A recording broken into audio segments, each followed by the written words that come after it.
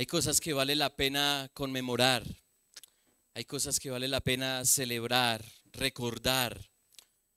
Hay eventos que marcaron la historia, no solo de la iglesia, sino de la humanidad. Lo que pasó en el siglo XVI con la Reforma fue algo glorioso, algo único, algo que nos lleva a gozarnos y a gozarnos con sumo gozo, puesto que no hay nada peor para nosotros los seres humanos que estar en tinieblas, que andar en oscuridad. Y se lo puedo demostrar con un muy sencillo ejemplo. ¿Alguna vez usted ha caminado en su cuarto, en su habitación, con los pies descalzos y se ha pegado en el dedo meñique? Eso quiere decir que a más de uno le ha pasado.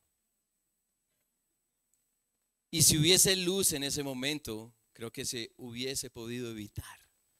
Y no solo el dedo meñique se dolió, sino todo el cuerpo. Hasta nos lleva a decir cosas que quizá no diríamos.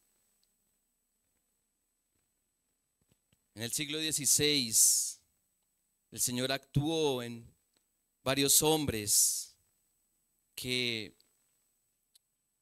nos llevan a pensar en la importancia de la luz. Pero mi predicación no es de los reformadores. Mi predicación es de aquello que predicaron los reformadores. Y quiero invitarlos a la epístola del apóstol Pablo a los Romanos, capítulo 12. Romanos capítulo 12, versículos 1 al 21. Espero que nuestros niños también estén allí atentos al texto y podamos guiarles en la lectura. Estamos allí, Romanos capítulo 12, versículos 1 al 21. Y bueno, antes de leer es necesario orar. Padre, alabamos tu nombre y te damos muchísimas gracias. Gracias porque la luz ha venido a nuestras vidas para mostrarnos la gloria de Jesucristo, la gloria de tu Hijo, la gloria de aquel que nos muestra nuestra perversa inclinación a rebelarnos en contra tuya, pero que también nos muestra la esperanza que hay en Él para ser perdonados de nuestros pecados, de nuestras transgresiones, de esa actitud de desprecio hacia ti. Padre, tú sabes cuánto temor tengo de predicar este texto, por lo cual pido la asistencia tuya a través de tu Espíritu para que me uses como un vocero de tu voz, de tu palabra. Y eso es lo que yo puedo hacer, Padre. Mi clamor es que tú hagas la obra en los corazones de los oyentes, que en tus hijos haya crecimiento y en aquellos que no han creído en Cristo, que no entienden el Evangelio, puedan verlo, puedan entenderlo, puedan asimilarlo y recibirlo, Dios, como un mensaje urgente para sus vidas, que haya salvación en medio de nosotros. Padre, dependemos de ti. Haz que este sermón fructifique en los corazones de tu pueblo, el cual está aquí reunido. Te suplicamos, Padre, de tu bendición. En el nombre de Cristo Jesús. Amén. Romanos capítulo 12, versículos 1 al 21, y esto es lo que dice la palabra de Dios. Por tanto, hermanos, les ruego por las misericordias de Dios que presenten sus cuerpos como sacrificio vivo y santo, aceptable a Dios, que es el culto racional de ustedes. Y no se adapten a este mundo, sino transfórmense mediante la renovación de su mente para que verifiquen cuál es la voluntad de Dios, lo que es bueno y aceptable y perfecto.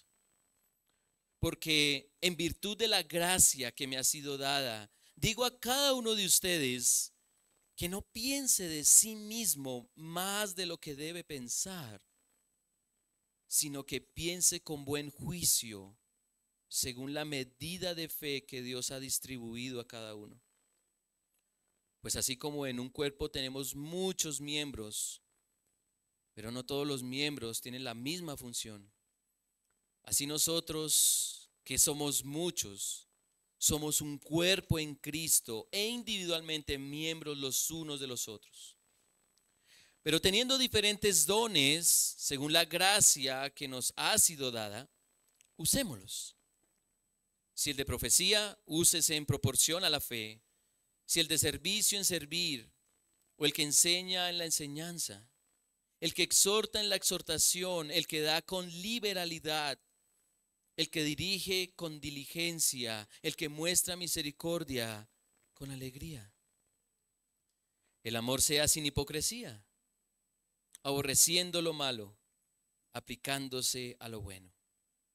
Sean afectuosos unos con otros con amor fraternal, con honra, dándose preferencia unos a otros. No sean perezosos en lo que requiere diligencia.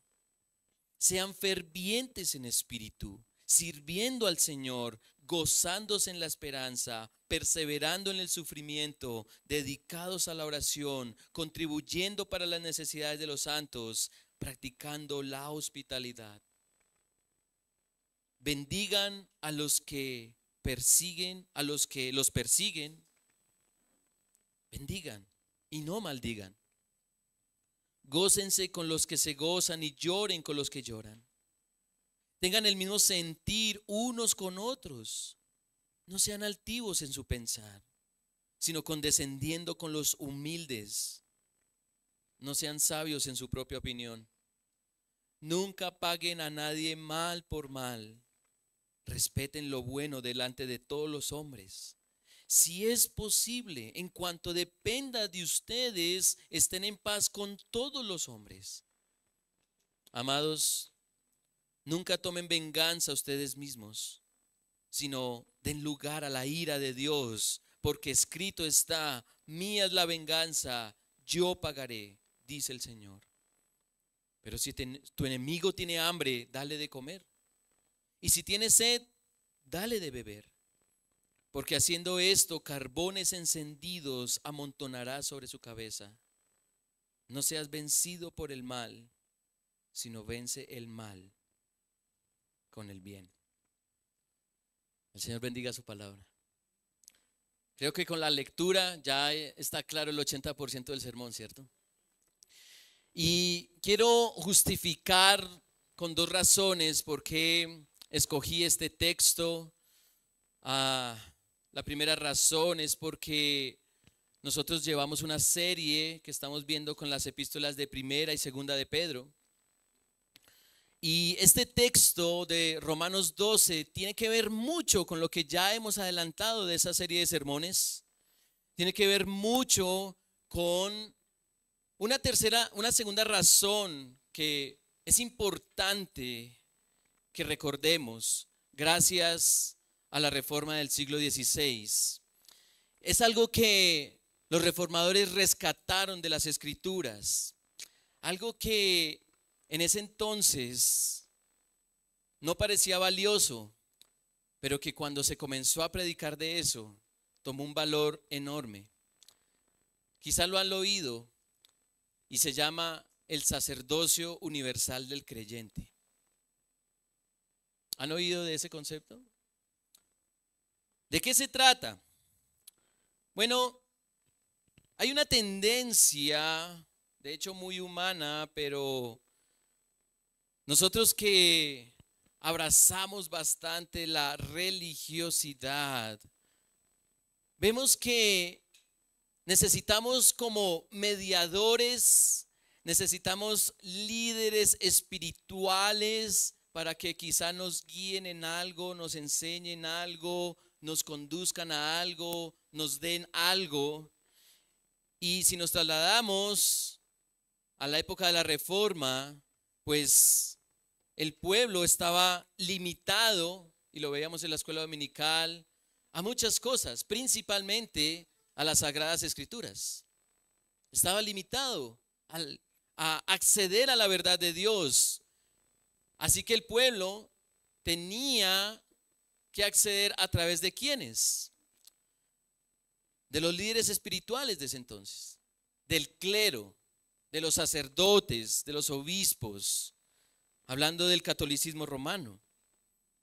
No cualquiera era sacerdote, solo aquellos que tenían el conocimiento, que tenían el lenguaje, que tenían a la mano la Biblia en un idioma que no todos sabían, de hecho muy pocos, y esos pocos eran esos líderes espirituales.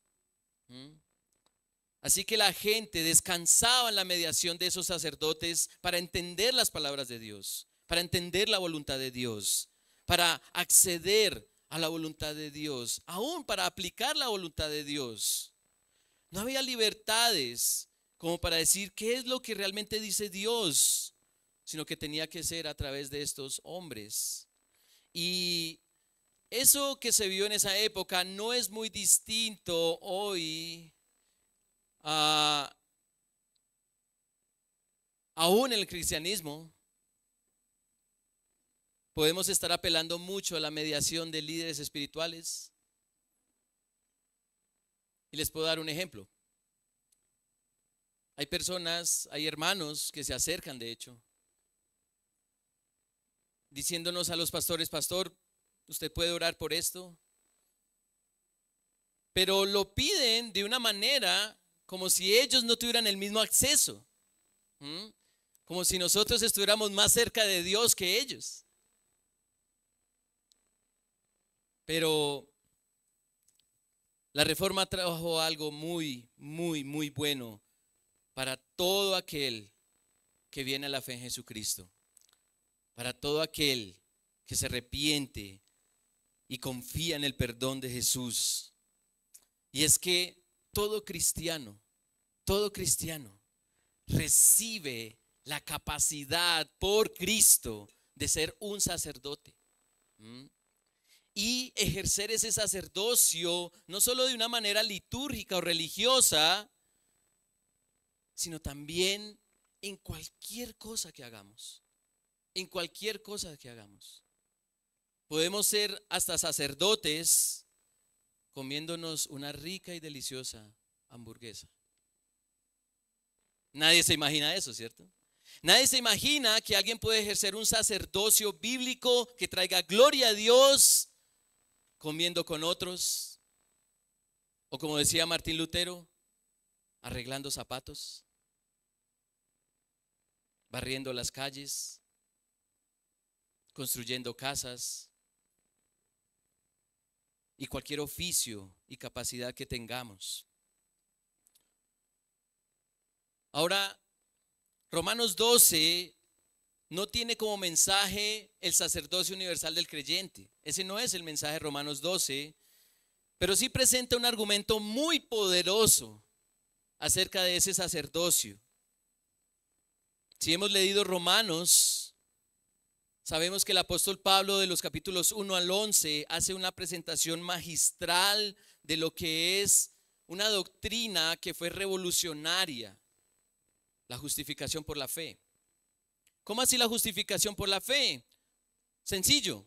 Ningún ser humano puede ser justificado delante de Dios. Ningún ser humano puede ser declarado justo delante de Dios. Ninguno.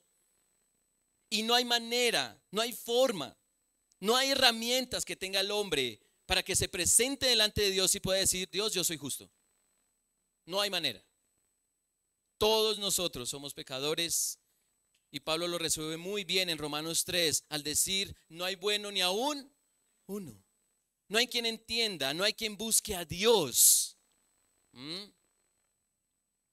Y la lista puede continuar hasta que más adelante presenta la solución para que podamos ser presentados delante de Dios como justos,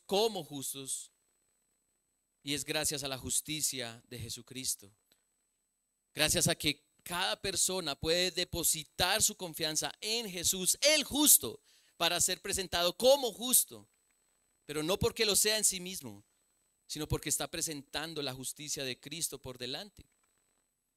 Y así muestra cómo la justificación tiene un efecto poderoso en el creyente, plantea toda una doctrina acerca del pecado, de cómo luchamos con el pecado, habla de la elección y otras cosas, pero el punto de Pablo de Romanos 1 al 11 es esa teología de la justificación por la fe, de cómo ser presentados justos delante de Dios.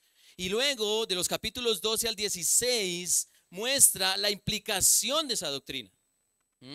Muestra cómo alguien justificado no es el mismo.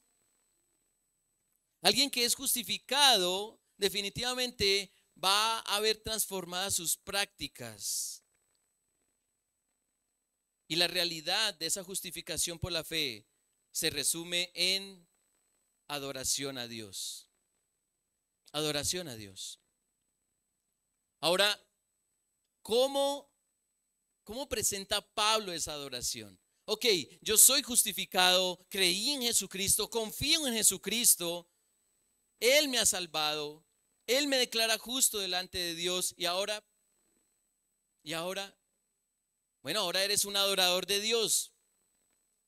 ¿Y cómo funciona eso? ¿Cómo funciona eso? Bueno, aquí en Romanos capítulo 12, lo primero que plantea Pablo es un ruego. Un ruego a un culto consciente y a su vez un culto que se enfoca en los demás. Así que mi mensaje, hermanos, de este texto para nosotros es nuestra adoración a Dios, es bendición consciente hacia los demás. Es lo que quiero que observemos y veamos. Nuestra adoración consciente, nuestra adoración a Dios es bendición consciente hacia los demás. Y mucho de lo que plantea Pablo precisamente tiene que ver con ese sacerdocio universal del creyente, en donde no solo unos cuantos, los que tienen el conocimiento, pueden bendecir, sino todo cristiano, en todo momento, en todo lugar, con todo oficio, puede adorar a Dios, siendo de bendición para otros. Siendo de bendición para otros. Y quiero que veamos este texto precisamente desde esas dos ideas. El ruego a esta adoración y la forma de esta adoración. Hay una petición sentida de Pablo que deja ver el texto, pero también presenta la forma de cumplir esa petición, de cumplir ese ruego. Así que veamos ese primer punto, el ruego a esta adoración. ¿Alguien de aquí ha rogado por algo? Yo creo que sí. Recuerdo mucho, en cierta ocasión, una de mis niñas desobedeció y el castigo era inevitable, tenía que recibir castigo, tenía que ser corregida y esa mujer se transformó. Se transformó en una teóloga. Me sacó todas sus credenciales para decirme: papi, escúchame, te ruego me escuches, ¿sí? Por favor, tengo algo que decirte. Y no siempre es así, pero gracias a Dios la escuché porque tuvo muy buen argumento. Un argumento que me humilló, de hecho, mucho a mí. Un argumento que le dio peso a su rogativa. No fue solamente por evitar el castigo, sino porque tenía razones para ello.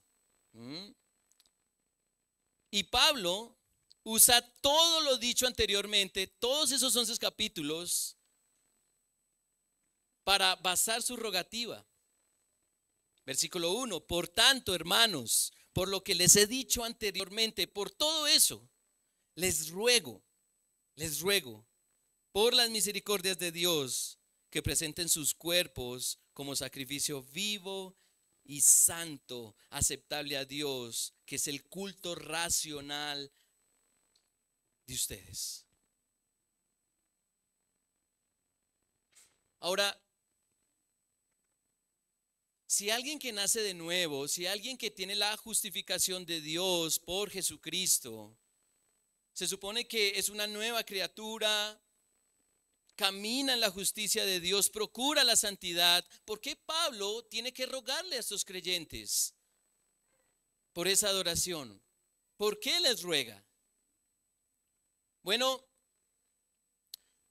si nos adentramos al contexto de la audiencia en Roma, hay algo que estaba bastante aferrado en el pensamiento de los romanos, que estaba impregnado, que estaba allí unido al pensamiento de ellos, y es en cuanto a cómo aprovechar este mundo con el cuerpo. Cómo sacarle provecho a todos los deleites, a todos los placeres que ofrece este mundo y que puedo hacer con el cuerpo.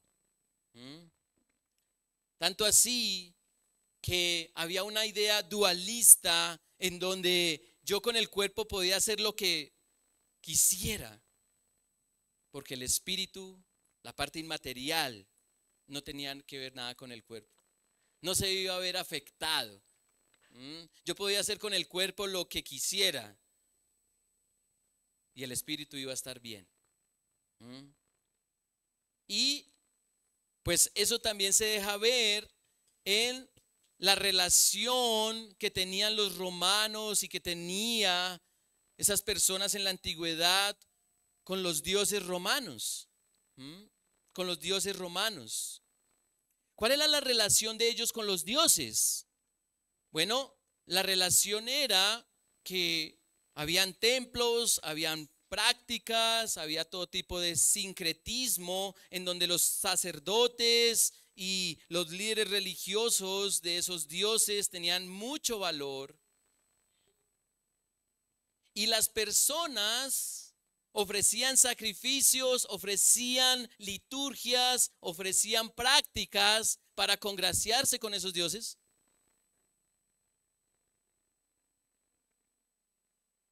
Pero lo interesante era lo que hacían con el cuerpo ante esos dioses.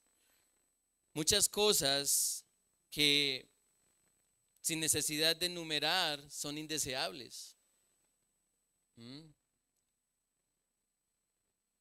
Y entonces Pablo quiere penetrar la mente de sus oyentes, diciendo: si ustedes ahora tienen una presentación de justicia delante de Dios, no pueden hacer con su cuerpo lo que les plazca.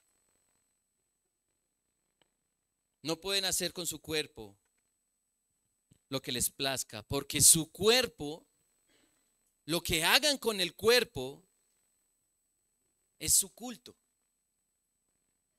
Es su forma de adorar. Es lo que van a presentar delante del Dios verdadero. Así que Pablo definitivamente cierra esa falsa idea de que el cuerpo no tiene que ver nada con el espíritu, cuando tiene todo que ver. Todo que ver. El ser humano tiene esa parte material e inmaterial que está unida. Y no es indiferente una a la otra. Si nosotros nacemos de la carne, carne es, como dice el Señor. Y el que nace del espíritu, espíritu es. Pero ese espíritu que nos ha hecho nacer va a afectar nuestro cuerpo. Va a afectar algo que está en nuestro cuerpo y es esto, la mente. No sé ustedes, pero no he visto el primer cerebro caminando solo por ahí. ¿Sí? Aunque como dice por ahí don Ramón, hay muchas fugas de cerebros y el cuerpo no se sabe dónde está. No. ¿Mm? Donde está el cuerpo está la mente. Donde está el cuerpo está nuestros pensamientos. ¿Mm? Y Pablo dice, su cuerpo es su culto, es su manera de adorar. Por eso debe ser santo, porque Dios es santo. ¿Mm? Es un culto racional. Es decir, que el cuerpo debe ajustarse cada vez más a la voluntad de Dios. La mente debe ajustarse más a la voluntad de Dios. Eso es lo que dice el versículo 2. No se adapten a este mundo, sino transfórmense mediante la renovación de su mente para que verifiquen cuál es la voluntad de Dios, lo que es bueno y aceptable y perfecto. Hermanos y amigos, ¿cómo estamos ajustando nuestra mente a la mente de Dios? ¿Cómo la estamos ajustando? ¿Cómo hacemos diariamente? Porque esto no es solo del domingo. Esto no es solo de algunos días. No. ¿Cómo hacemos diariamente para cultivar una cosmovisión divina de la adoración? ¿Qué prácticas tenemos para renovar nuestra forma de pensar sobre Dios y sobre la forma en que lo adoramos? Para nuestros hermanos y los santos del siglo XVI, antes de la Reforma, eso era bastante complicado, porque no había acceso libre a las escrituras como lo tenemos hoy. Y si no hay acceso a las escrituras, ¿cómo se renueva la mente? De hecho, lo vimos en escuela dominical, cómo todos estos hombres cambiaron su manera de pensar. ¿Qué les hizo cambiar de pensar? ¿Qué? La palabra de Dios, las escrituras. Se dejaron cautivar por las escrituras, gobernar por las escrituras, convencer por ellas. Es tremendo lo que pasaba en ese entonces, de que no hubiese acceso a la Biblia. De hecho, había un esfuerzo religioso porque no hubiese acceso a la santa palabra de Dios. En la Biblioteca Nacional de París hay un documento guardado. ¿Alguien ha ido a París? Bueno, los que han ido a París les toca volver a buscar ese documento. En la Biblioteca Nacional, que contiene el dictamen dado al Papa Julio III por los cardenales cuando fue elegido para ocupar el trono pontificio en el año 1550. Y mire lo que dice ese documento. Les voy a leer algunos pasajes de ese documento. Espero que eso produzca algo en ustedes. Y esto escriben esos cardenales. De todos los consejos que podemos ofrecer a vuestra santidad, refiriéndose al Papa, hemos reservado el más necesario a lo último. Tenemos que abrir los ojos bien y emplear toda la fuerza posible en el asunto de permitir la lectura del Evangelio tan poco como sea posible, especialmente en el idioma común, en todos los países bajo vuestra jurisdicción. Debería ser bastante, y esto es algo como, no lo diríamos en el español, pero así lo dice el texto, debería ser bastante el poquito, pero creo que entendemos. Debería ser bastante el poquito, o debería ser muy poco, que por lo regular se lee en la misa y no permitir a ninguno leer más. O sea, mientras menos Biblia haya, mejor. Mientras que el pueblo se contente con ese poquito, los intereses de vuestra santidad prosperarán. Mas tan pronto como el pueblo quiera leer más, los intereses de vuestra santidad principiarán a decaer. Este es el libro que, refiriéndose a la Biblia, más que cualquier otro, ha levantado contra nosotros los disturbios y tempestades por los cuales nos hemos casi perdido. El hecho es que si alguno examina diligentemente y compara las enseñanzas de la Biblia con lo que se verifica en nuestras iglesias, pronto encontrará la diferencia y verá que nuestra doctrina es frecuentemente distinta de la Biblia y más frecuentemente aún la contradice. Qué interesante. Y si el pueblo entiende esto, nunca cesará poniéndonos a prueba hasta que todo se descubra, y entonces seremos el objeto del desdén y odio universal. Y termina la cita, o termino con esta cita. Por eso es menester quitar la Biblia de la vista del pueblo, pero con precaución grande para evitar tumultos. Tremendo, ¿no? Tremendo.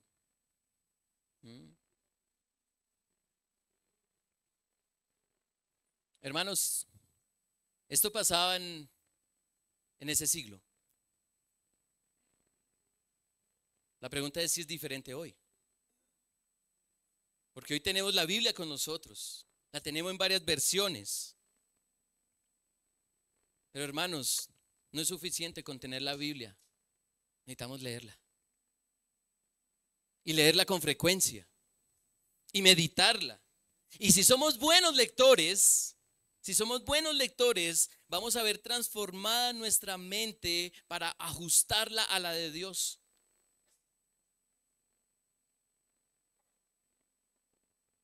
Es un privilegio enorme el que tenemos, el tener la Biblia en nuestro idioma y en distintas versiones recomendadas. Deberíamos acoger prácticas que nos hagan apreciar y memorizar más las Escrituras. Prácticas que nos lleven a ver la poderosa utilidad de la palabra de Dios para ser esos adoradores que Dios busca y que Él se complace. Nuestra adoración debe ser consciente. Por eso Dios decidió revelarse en un libro. Y un libro hay que leerlo conscientemente. Gracias, X. Con nuestra mente. Nuestra adoración debe ser consciente, lógica, con sentido. No una adoración mística o meramente espiritual o etérea o intangible, como desconectada de esta realidad. Este ruego tiene lugar porque el Evangelio transforma pecadores en adoradores. Transforma esclavos del pecado en siervos de Cristo. Transforma a insensatos en sabios. Transforma a hijos del diablo en hijos de Dios. Transforma el culto al yo en culto al verdadero y único Dios. Ahora, ¿cómo se evidencia esta adoración? ¿Cómo se evidencia esta adoración? Y aquí es donde voy a mi segundo punto, la forma de esa adoración. Hay un ruego por esta adoración. Pero ¿cómo se ve? Hermanos, aquí nos va a estallar la cabeza. Porque el apóstol Pablo presenta dos esferas de adoración en los versículos 13 al 21. Y es que esa adoración se da en la iglesia, o con la iglesia mejor, y fuera de la iglesia. Y entiéndase iglesia, el pueblo de Dios. Entiéndase iglesia, los creyentes, el grupo de nacidos de nuevo. Eso es la iglesia. Es decir, que nuestra adoración a Dios es bendición consciente hacia los demás. Yo les pregunto, ¿cómo ustedes adoran a Dios? ¿Ok? ¿Cómo lo adoran? ¿Es un sentimiento? ¿Ah? ¿Es algo que sentimos? ¿Cómo lo adoramos? Cuando, no, es que yo vengo a la iglesia porque voy a adorar a Dios. ¿Sí? Y podemos centralizar las formas de adoración en cosas religiosas. Yo lo adoro leyendo la Biblia, viniendo al culto, orando, cantando, hermanos, Pablo nos está diciendo que nuestra adoración a Dios tiene que ver con otros. Nuestra adoración a Dios tiene que ver con otros. Es lo que hacemos con el cuerpo ante otros y por otros. Entonces, hay una línea delgada de esas dos esferas allí en el texto, pero empecemos por la iglesia. El texto presenta algo bastante familiar para nosotros en cuanto a la iglesia. Versículo 3, porque en virtud de la gracia que me ha sido dada, digo a cada uno de ustedes que no piense de sí mismo más de lo que debe pensar, sino que piense con buen juicio, según la medida de fe que Dios ha distribuido a cada uno. Pues, así como un cuerpo tiene muchos miembros, pero no todos los miembros tienen la misma función, así nosotros que somos muchos, somos un cuerpo en Cristo e individualmente miembros los unos de los otros. ¿De qué está hablando aquí el apóstol? Bueno, de algo que hemos insistido bastante en esta iglesia local, y si usted nos visita por primera vez, nosotros vemos no solo en este texto, sino en muchos textos, la importancia de la membresía bíblica. De la membresía bíblica. Y esa membresía tiene una virtud particular. Y esa virtud se llama humildad. Humildad.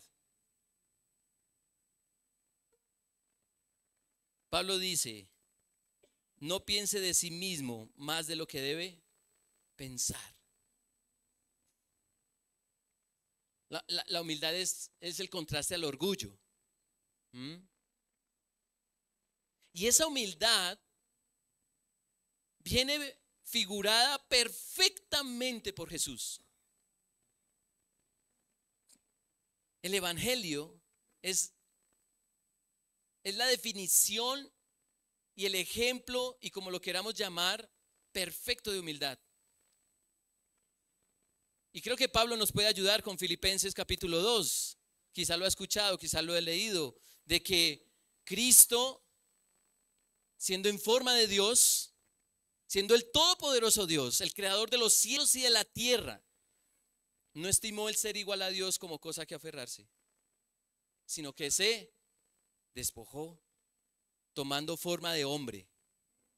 Por eso muchas religiones de la antigüedad no concebían una idea como esas. Un Dios todopoderoso haciéndose hombre, eso no puede ser. Humillándose, haciéndose como nosotros, eso es imposible. Por eso el cristianismo es único en la historia y en la religión.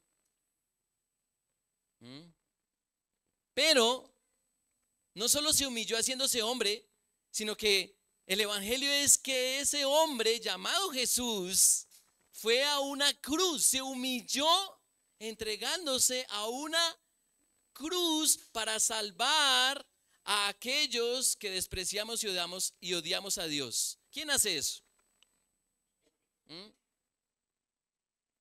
Es como Pablo dice en Romanos capítulo 5. Puede que con todo uno pueda dar la vida por un bueno, ¿o no? Ay, yo doy la vida por mi hijo, ¿sí? Por alguien que amo mucho. Pero Dios muestra su amor para con nosotros en que siendo sus enemigos, siendo aún pecadores, Cristo murió por nosotros. Eso es una humillación de las humillaciones. Y teniendo eso en mente, entonces Pablo nos invita a traer el evangelio a la adoración, para que no pensemos en nosotros, sino pensemos en quiénes, en aquellos que son parte del cuerpo al que pertenecemos. Es un ataque frontal a la idolatría del yo.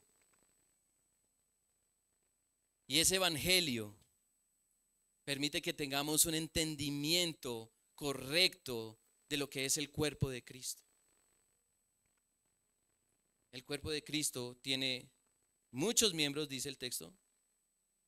Somos individualmente diferentes, pero todos somos el cuerpo. Somos el cuerpo. Y como parte de esa adoración, entonces Dios en su gracia nos provee dones espirituales. Pregunta, esta pregunta yo creo que se la tuvo que haber hecho o se la ha hecho o se la tiene que hacer hoy. Y lo voy a decir en primera persona, o en tercera mejor, o en segunda, o en la que sea. ¿Qué don espiritual tienes? ¿Qué don espiritual tienes? ¿Lo tienen en mente? ¿Qué don o dones tienen? Pastor, no tengo ni idea qué don tengo. Bueno, bíblicamente todos tenemos dones para la edificación del cuerpo de Cristo, pero la manera en que tú puedes saber qué don tienes es renovando tu mente, amando a los demás para saber cómo amarles mejor, y así vas a saber qué don tienes. Cuando tú eres cristiano, tú no te aíslas. Un cristiano sirve al pueblo de Cristo con los dones de Cristo para la edificación del cuerpo de Cristo, para adorar a Dios. Para adorar a Dios. Por eso nos da dones espirituales. Pero no solo dones espirituales, y no me voy a detener en eso, sino que también nos da amor. Versículo 9. El amor sea sin hipocresía, aborreciendo lo malo, aplicándose a lo bueno. ¿Qué tanto amamos a nuestros hermanos? ¿Qué tanto los amamos? ¿Qué tanto lo amo? ¿Qué tanto lo conozco? ¿Qué tanto le sirvo? El amor con hipocresía es, hermano, cuánto te amo. Cuánto te amo. Y el resto de la semana, me olvidé del hermanito que le dije cuánto le amo. Pero el amor sin hipocresía aborrece lo malo y aplica lo bueno. Y también en cuanto a la iglesia, hay un llamado que hace el apóstol Pablo de los versículos 10 al 13 y es la diligencia cristiana. Y aquí nos rajamos todos. Aquí nos rajamos todos. Sean afectuosos unos con otros con amor fraternal. Es interesante como Pablo insiste en el ministerio cristiano trazado en el Nuevo Testamento de página a página. El ministerio del cristiano no es la alabanza, no es los sugieres, no es aquí predicar. El ministerio cristiano no es lavar los pisos. No, eso no es ministerio. El ministerio cristiano, y ayer lo veíamos con los hermanos que estaban tomando el intensivo de membresía, el ministerio cristiano es el ministerio de los unos a los otros. Y miren cómo lo repite: sean afectuosos unos con otros, con amor fraternal, con honra, dándose preferencia unos a otros. No sean perezosos en lo que requiere diligencia. Sean fervientes en espíritu, sirviendo al Señor, gozándose en la esperanza, perseverando en el sufrimiento, dedicados a la oración, contribuyendo para las necesidades de los santos y practicando la hospitalidad. No sé si se dieron cuenta, hermanos, pero desde el versículo 3 hasta aquí, la adoración a Dios tiene que ver con otros. Tiene que ver con otros. No, es que yo me entiendo con Dios y no. Su culto racional tiene que ver con otros, con hermanos, con los santos. Pero Pablo lo lleva a otro nivel y nos habla de la adoración fuera de la iglesia. Y aquí hay un planteamiento contracultural. Versículo 14. Bendigan a los que los persiguen, bendigan y no maldigan.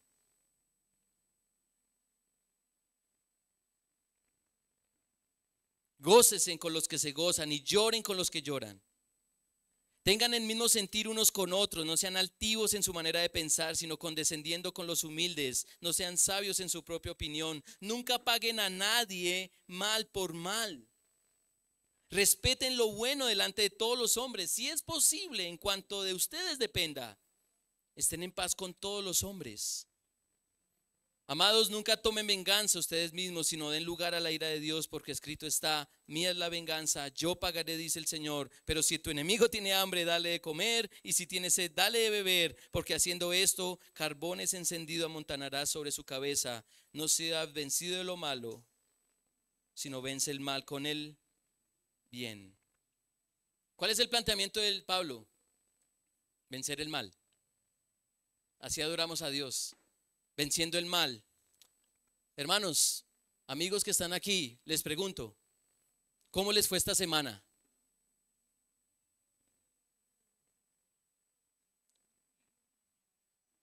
¿Cómo les fue, niños, esta semana? ¿Bien? Bueno, entonces me va a tocar especificar mi pregunta. ¿Cómo les fue esta semana venciendo el mal? ¿Mm?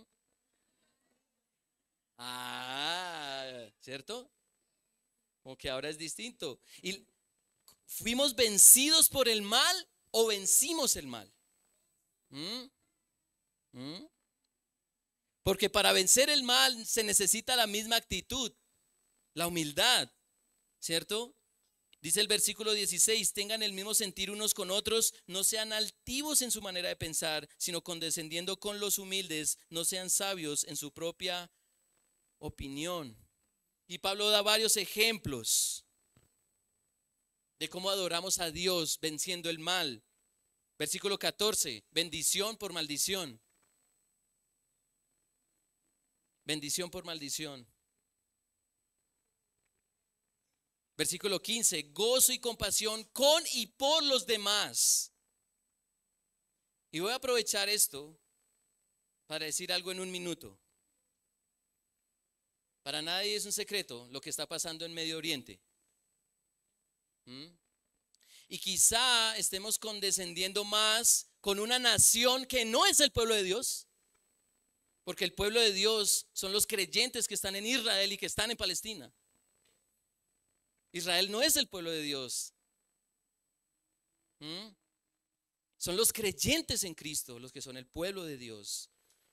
Y el Señor lo dejó claro a Israel en Mateo 21. El reino le será quitado y le será dado el reino a aquellos que produzcan su fruto. Y el fruto del pueblo de Dios es paz, no guerra, no venganza.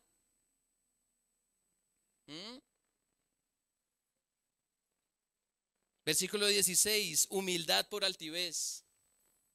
Versículo 17 y 18, buscar la paz. Hermanos,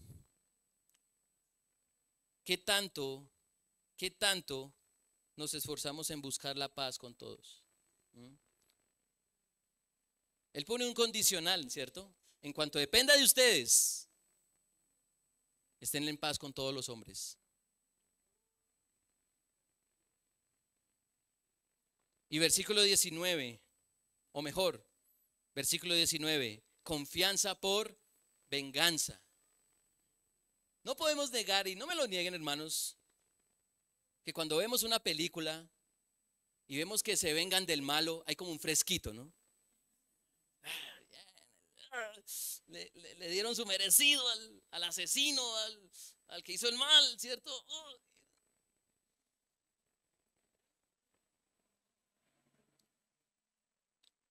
Pero hermanos, en cuanto a la adoración a Dios, si en nosotros hay una actitud vengativa, es porque creemos ser más sabios que Dios. Y es porque quizá pensamos que nosotros nos podemos vengar mejor que Dios. Pero Pablo dice, citando al Señor, mía es la venganza. Pero no se deje.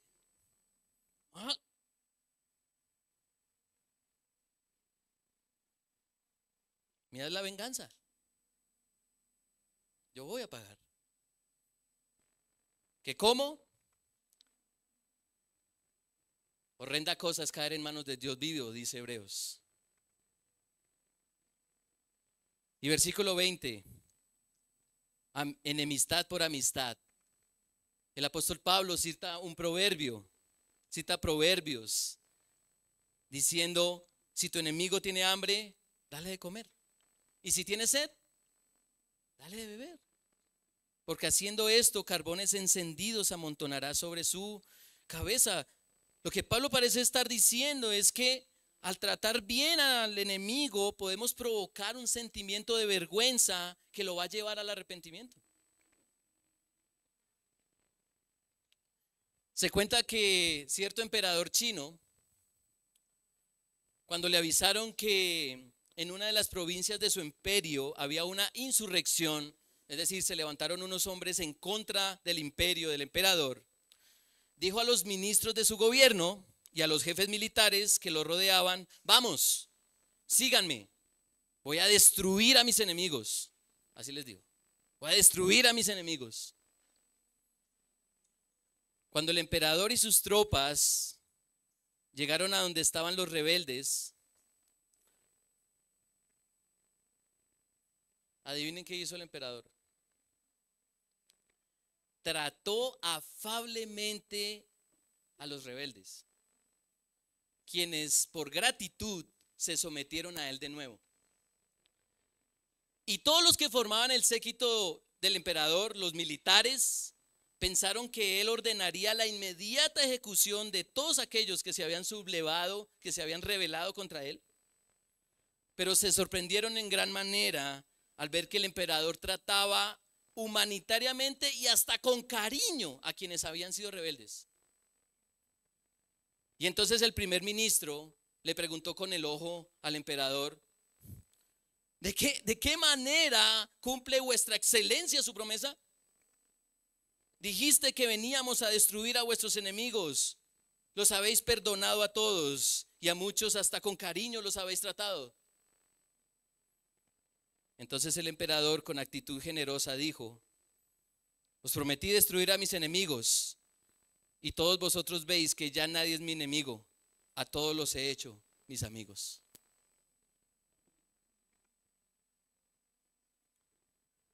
Hermanos y amigos, nuestra adoración a Dios es bendición consciente hacia los demás. ¿Cómo estás adorando a Dios? ¿Cómo estás adorando a Dios?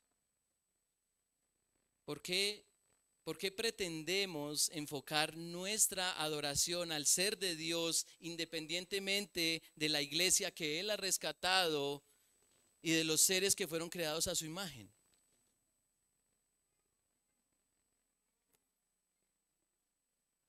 El apóstol Pablo en Efesios, capítulo 3, versículo 10, dice que la infinita sabiduría de Dios puede ser dada a conocer ahora por medio de la iglesia a los principados y potestades en los lugares celestiales, conforme al propósito eterno que llevó a cabo en Cristo Jesús. Si las huestes espirituales, santas y caídas y terrestres, todas las huestes quieren ver cuán sabio es Dios, miren a la iglesia. Pongan sus ojos en la iglesia, pongan los ojos en los creyentes. Porque el evangelio restaura nuestra visión de Dios y restaura nuestra visión de los hombres. ¿Qué hizo el pecado? ¿Qué hizo el pecado? Cuando entró al mundo, ¿qué hizo el pecado? Génesis capítulo 3, el hombre y la mujer tomaron una actitud de rebeldía y desprecio hacia Dios. ¿Y qué hizo el pecado? Ahora tenemos rota la relación con Dios, rota la relación entre nosotros los hombres, rota nuestra relación con la creación y por eso morimos, tanto física como espiritualmente. Es una desgracia el pecado. Pero ¿qué trae el evangelio? Adoración a Dios, obediencia a Dios, amor a Dios. ¿Solamente? ¿Cuál es el principal mandamiento? ¿Y cuál es el segundo?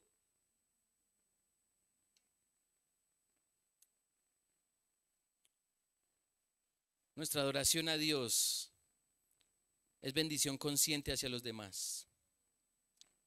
Termino con esto, mis hermanos y amigos. Meditemos en cómo estamos adorando a Dios. Meditemos en cómo estamos adorando a Dios. Y esta meditación comprende las preguntas que ya hemos hecho. ¿Cómo estoy renovando mi mente? ¿Cómo esta renovación está afectando el uso de mi cuerpo? Mis expresiones, mis palabras, mis reacciones, mis actitudes hacia otros, mis relaciones hacia otros. ¿Cómo me relaciono con la iglesia? ¿Cómo me relaciono con quienes no son de la iglesia? Todos somos sacerdotes, los creyentes somos sacerdotes. Pertenecemos a un reino en donde Cristo nos ha hecho sacerdotes y ministramos con nuestro cuerpo el evangelio. Y donde esté nuestro cuerpo, estará nuestra adoración. Y nuestra adoración a Dios es bendición consciente hacia los demás.